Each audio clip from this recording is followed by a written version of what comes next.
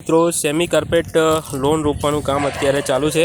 સરસ મજાની semi carpet loan છે, જે પાતળી લોન આવે છે, આપ જોઈ શકો છો। એ અત્યારે રોપવાનું કામ ચાલુ છે અને જો તમારે પણ તમારા ઘરે સેમી કાર્પેટ લોન રોપવી હોય તો તમે પણ આવી રીતે સેમી કાર્પેટ લોન વાવી શકો છો સરસ મજાની।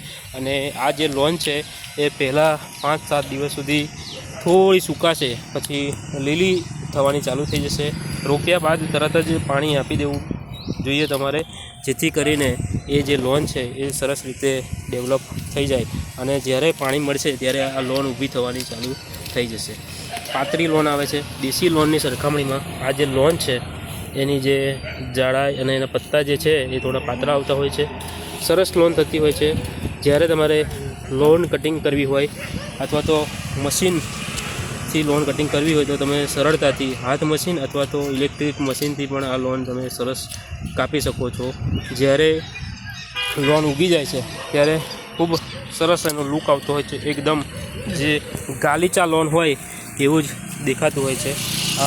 આ વિડીયો એટલા માટે મૂક્યો કે જે લોન રોપવાની જે રીત છે એ આવી રીતની છે। જુઓ તમે, આવી રીતે લોન રોપ્યા બાદ તમારે થોડું અહીંયા દબાવી દેવાનું હોય છે। જો અહીંયા આ ભાઈ દબાવશે, દબાવી દેજો ઉપરની સાઈડ। એવી રીતે દબાવી દેશો એટલે લોન તમારી સરસ ઉગી જશે। લોન આપ્યા બાદ જો કદાચ તમે ના દબાવો તો પાણી તૈયારીમાં આપી દેવાનું, જેથી કરીને ઉપરનો જે ભાગ છે એ લોનની આજુબાજુ ચડી જાય, એટલે જે માટી જે છે એ લોન ઉપર આવી જશે એટલે તરત જ લોન તમારી ઉગવાની ચાલુ થઈ જશે। ઓકે।